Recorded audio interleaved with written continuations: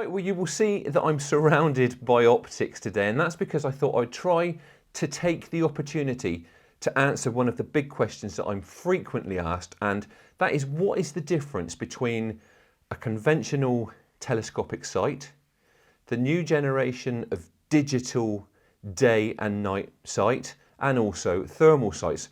Well, it just so happens that I've been using all three over the past few weeks, so I thought I would take the opportunity to give you a comparison of what I see through each of those devices. Now, I've been using them in daylight, in shady twilight conditions, and also, where possible, in complete darkness. The optics that I've been using, the conventional telescopic sight has been the Hawke Sidewinder. The digital day and night scope is the Hikmicro Alpex 4K. Now that produces a full colour image in daylight and in twilight, and obviously an infrared image at night. And I've also got the Hikmicro Thunder TE19 2.0, which is a thermal scope. Right, so let's get into it. And first up, as I said, we have got the conventional daytime scope, which is the Hawke Sidewinder, which is a pretty good example of this kind of optic. Now, obviously, you can't use it at nighttime in darkness unless you're using either an infrared or a thermal clip-on. Now, in this instance, I'm squirrel shooting, and I'm shooting squirrels at about 25 meters. And I'm using a GoPro scope cam, and the scope is set at 10 times magnification. The first squirrel is in pretty good daylight conditions. It's overcast, even light, no harsh shadows, and as you can see, the sight picture is perfectly clear for me to take a nice confident headshot.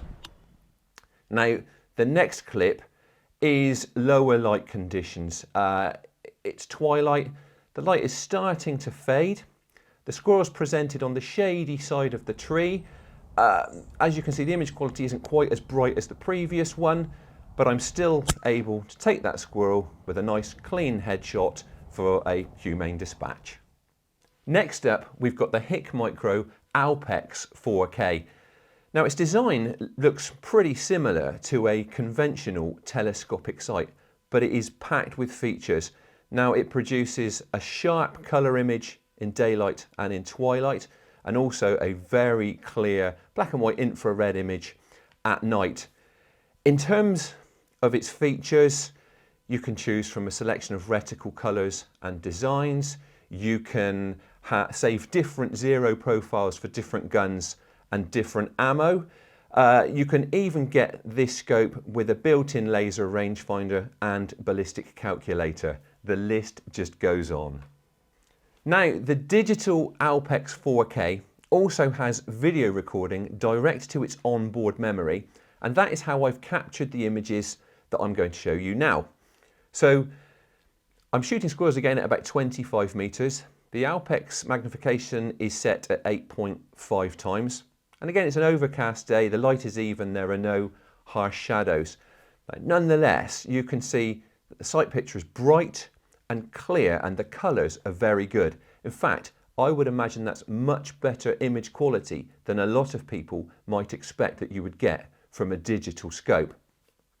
Now, the next clip, same sort of range, but twilight is just starting to set in, and the feeder is now actually in the shade of other trees. But despite that, the sight picture is bright and clear, and the image quality is pretty much just the same as it was in full daylight. As I said, apart from producing a full colour image by daylight and in twilight, the Alpex 4K's infrared function also means that you can use it at night. So here it is in action on the farm, shooting rats in total darkness.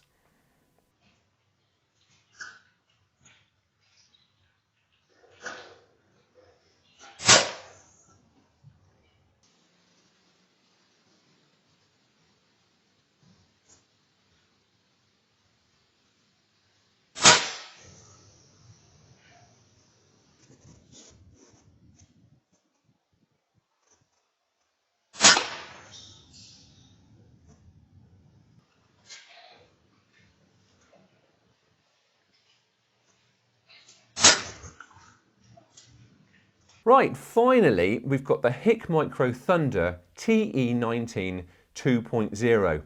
Now this compact thermal scope has some really handy features, including Wi-Fi connectivity, hot tracking and picture-in-picture. Like the Alpex, it also has push-button video recording direct to its onboard memory, and that's how I've recorded the clips I'm going to show you. Now in this instance, the Thunder is set at 5 times magnification. Once again, I'm shooting squirrels at 25 meters, and first up, it's in that even, overcast daylight. Now you can see that it hasn't quite got the sharp detail of the Alpex, but nonetheless, I can see that heat profile perfectly clear enough to take a confident headshot. Now next up is when thermal gets interesting. Now this is twilight. The light is fading and the squirrel is on the shaded side of the tree. Nonetheless, that image, because we're looking at the heat profile, is pretty much identical to what it was in full daylight. And again, I'm able to take a confident headshot.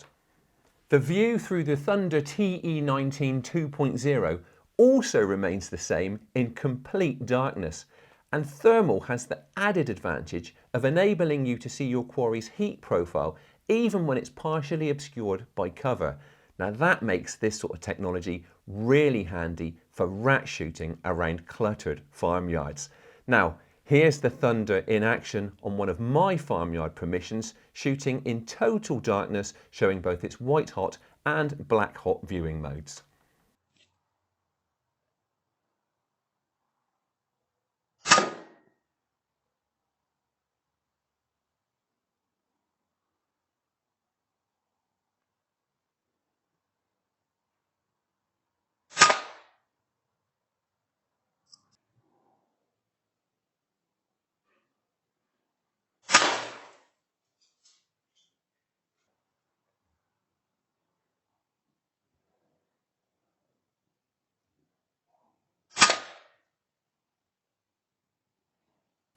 So there you go. That's what you see through a traditional telescopic sight, a digital day and night scope, in this case the Hikmicro Alpex 4K, and a thermal scope, which in this case is the Hikmicro Thunder TE19 2.0. Now, this isn't a competition. I merely wanted to enable you to see the view through each of those different optics so that you can draw your own conclusions. I hope it's useful.